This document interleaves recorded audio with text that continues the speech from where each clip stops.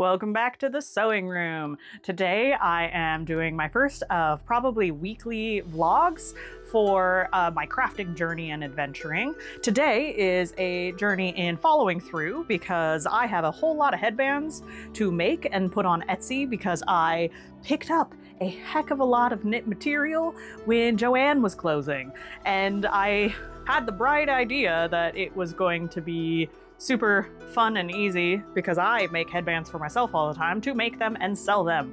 2 months later, they're still not on Etsy. So maybe making a recording will actually help me get on task and get it done. The goal today is to get 9 varieties of each type of headband I have done so I can get the initial post on Etsy. I think in total I have around 30 different fabrics, so that will be in the next few weeks, getting the rest of the examples done and up, and we'll take it one step at a time. I did write myself a to-do list, so the first thing today is I am going to inventory all fabric so I know what I am working with. As you can see, I slightly started this process but didn't get very far. For every fabric, I need to measure it, and then I am writing it down in a chart that will tell me how many headbands I can make, because I can make 8 headbands in a yard. Some of these fabrics I'm going to have extra, so I will make maybe scrunchies or some other accessories. I want to use up all of this fabric, but I don't entirely know how to use up the excess quite yet. And then the second step in this process is that I'm cutting a strip from each fabric that can make 2 headbands. I am doing this so I can make a sample to photograph. I don't plan on making every single headband that I can, because I think it's a little excessive to have a ton of backstock, especially when I'm not doing craft fairs. I also like the idea of being able to make things to order in case there's a special request for an extra small one or an extra large one, because generally speaking I make these all the same size for my head, which I think is an average size head, and these are knit so they stretch, but just in case, I like to make things made to order. The end that I'm cutting off here, I'm actually using either for the bow add-on that you can get with your headband, or I can use it to make a scrunchie. I haven't decided if I'm going to list scrunchies or just use them as like an extra gift, but that will come once I know I don't have to make a bow for that specific fabric. Now, I don't think you need to see me do this for every single fabric I have, so let's move on. 4.5 hours later, I finally finished inventorying all the fabric I bought. I did not expect that to take me this long, so that's another reason that things always take me so long to put on Etsy. Don't have the best judge of how long something's going to take.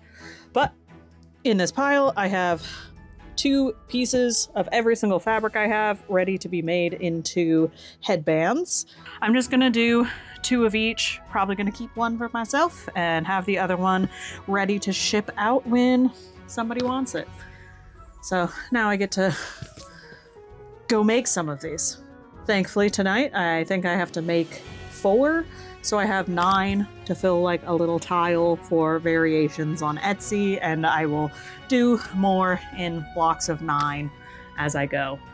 I don't think I could do all 84 of these today. That would be a lot. So we're just doing 4. To the machine.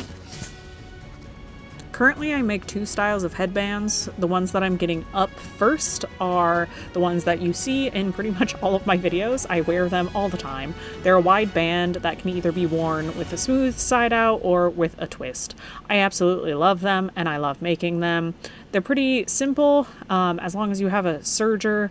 I don't think this would be as easy with a normal sewing machine, but you could probably make them with that also.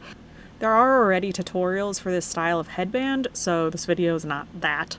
And I also probably won't make a tutorial for it because I think that there are plenty out there already.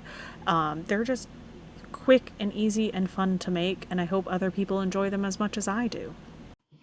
And we have 9 variations ready to be photographed, just in time for me to go to my dance class. Enjoy this brief interlude of me dancing to music that is not what we were actually dancing to.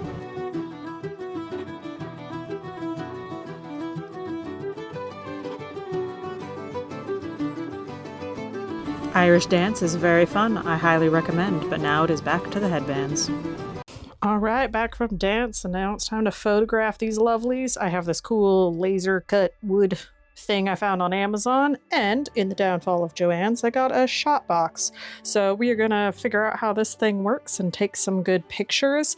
I only have one recording device, so I can't record this part, but there'll be pictures, hopefully, that look good. And here is a small sampling of the results I ended up with.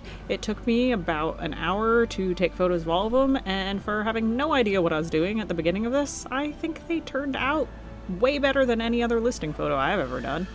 And then it's on to all of the computer things I have to do to set up an Etsy listing. The first is making a little video for the listing. I actually just edited the short from day 9 of my crafting quest. Yes, I know I'm on like in the 20s now. This is taking me a long time to edit. But I got a video, and then it's time to move on to creating the listing photos. I was creating tiles because there's not enough spots to put all of these individually. And then when I decided that I didn't like what they looked like with the backgrounds, I had to go in and remove the background of every single photo. I think this looks really, really good with the backgrounds gone, so I'm happy I did this step. I had to do this for both the smooth side and the twisted side because I wanted to show how reversible they are, and then I had to make one additional photo for the bow add-on, which I apparently didn't record, but it ended up looking like this. And then it's into filling in all of the listings data, which takes so long. I had already started this process, so I had most of the description, but then I had to add all of the variations. Let's just say I'm super happy I only had to do 9 of these currently. It's going to be a process to add all 42, because somehow I had 42 fabrics. Then it was finally time to fill in the weight and press go. And there you have it. The whole process of how long it takes me to get headbands up on Etsy. Honestly, how long it takes me to get anything up on Etsy, which is why my Etsy is extremely small. But if you want to support me by buying headbands or my quilt patterns, you can do that on Etsy or on my website. Headbands are not on my website because that process confused me, so they're just on Etsy.